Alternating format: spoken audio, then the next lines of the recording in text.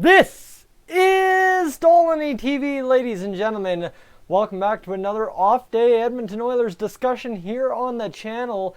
Well, you know what? We can get right to it, or I can kind of ramble on for a few seconds. So let's still relish in the fact that right now, as it sits, before games open up here at 5 o'clock, it's 4:51 as I record this video, the Oilers sit atop, tied for first place in the NHL.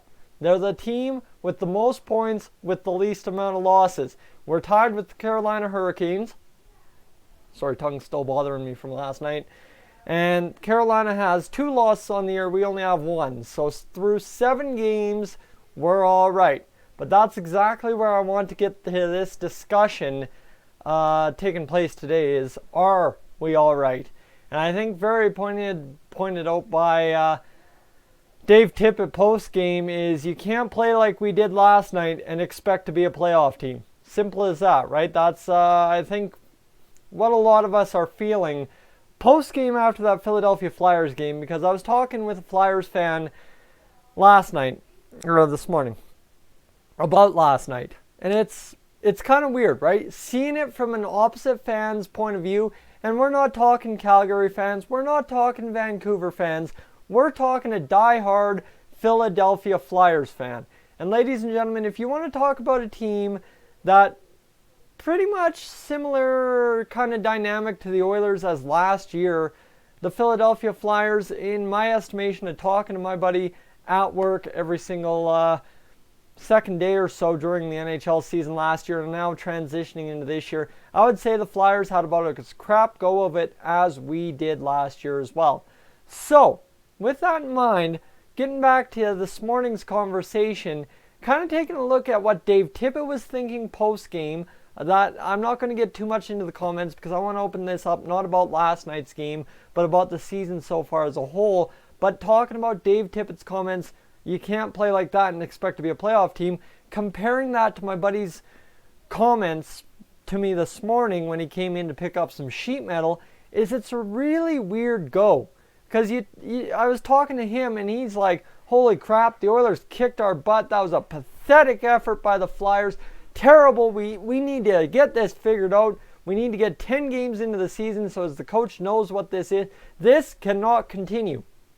Guys, I'm not kidding you. I'm not making this stuff up. Those are comments from my buddy at work post-game after the Oilers got outplayed for 40 minutes of a 60-minute game and somehow wound up winning a 6-3 decision. Here's the thing, is he simply placed it on, yeah, the goaltending was terrible. The Flyers were all around terrible except for getting shots on goal. Dave Tippett, you know what, he's saying we got outplayed. But the one thing this Philadelphia Flyers fan happens to mention is the simple fact that, you know what, the Flyers got a lot of shots on goal. We all know that. We all saw that. And I will agree with him on this one that the Flyers got a lot of muffins on net. And you guys heard me say the term a lot last year in terms of muffins on net for the Oilers. Well, the Flyers, on 52 shots, probably about 25 of them were real muffins. The problem is, in Dave Tippett's point of view of this game, is that 25 of those were grade B+ or better scoring chances. Now, yeah, some of them didn't go on net, some of them missed, that kind of deal. Guys, it's scary to think, right? If this Flyers fan thinks that the Flyers played a crap miserable game and the Oilers took advantage, that's one thing. But to sit on it from our point of view and kind of recognize that's what the Flyers are thinking, man, could you imagine if the Flyers actually brought an attack last night? We would have been doomed. If this Flyers fan is saying that's terrible effort on the part of the Flyers, could you imagine if the Flyers brought it out there last night and laid it on the line like this Flyers fan thinks they could have? My buddy, man, oh my geez, he thinks good things of this Flyers team. Well, suddenly we got ourselves some very major issues as compared to how major the issues were from last game, last night, as it is. So with a 4.5-minute preamble to what I'm getting at to discuss today is, you know what, okay, fine and dandy. We can sit here and rehash how terrible of a win last night's game was. But as Oilers fans, guys, in October, are we really sitting here already complaining about this team winning?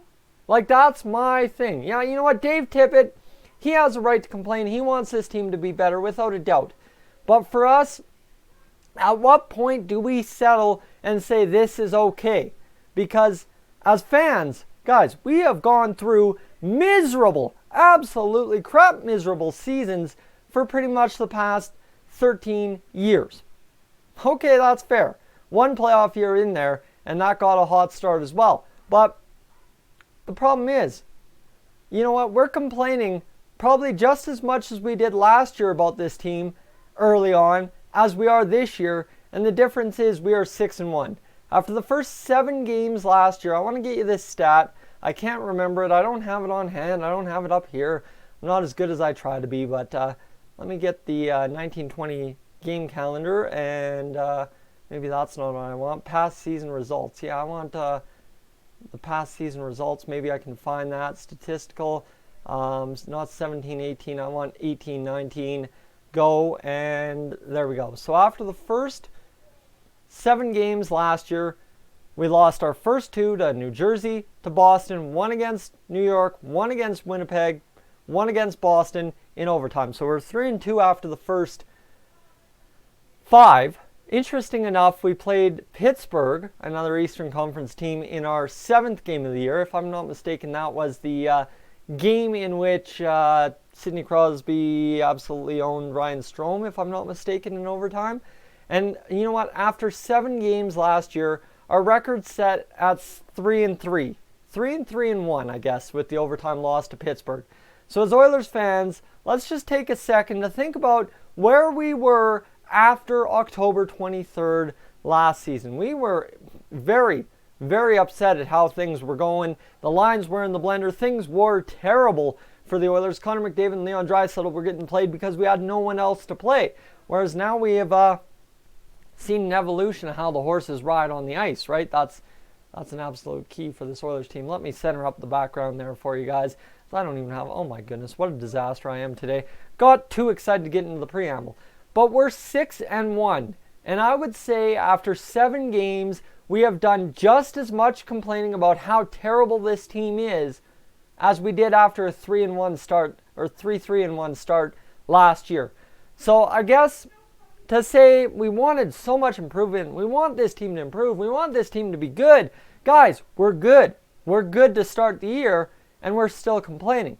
Now, the problem is, I guess for me to try and make sense of this in my brain of brains, is the simple fact that, you know what, this is almost too good of a situation to have. The coaching staff is 6-1. The new regime is 6-1 after 7 games. And there's a lot of room for improvement yet. That's huge. You know what? Say what the stats say. We're low in shots. We're like bottom 3 in shots per game. We're getting outshot mightily. Say what you want. But we're still winning hockey games. So if the only way is up, considering our on-ice play through the first 7 games, guys, I think we've got a very good situation at hand. Now, then again, go back and say, well, we're still complaining. Yes, but that's because, guys, I think for once, this isn't complaining about how terrible we are. This is complaining about how good we are to become this year. That's maybe in a sentence, right? The Oilers fans, the Oilers media, the Oilers coaching staff isn't complaining about this team because we're terrible. We're complaining because this team has a chance to be so great this year in comparison to years previous, and in comparison to maybe even we thought we would be this year alone, is the fact that we want to reach that. We're hungry to reach that because, you know what? Unlike years previous, we know that this is a reachable goal. We know that this team can be good. You take a 6-1 start in which we're playing okay hockey, scoring goals with the top dogs, and add on what this team is capable of, given the guys on the roster and how things are shaking out and how we're seeing things develop. Guys, I think we are in for a very pleasant surprise. Now, again, do we have the right to complain after 7 games? Yes and no. Yes and no. Because if you're in the camp that we're a very good team already, well, then we have no right to be complaining. But at the same rate, we've been through this abuse. We've been through this cycle before.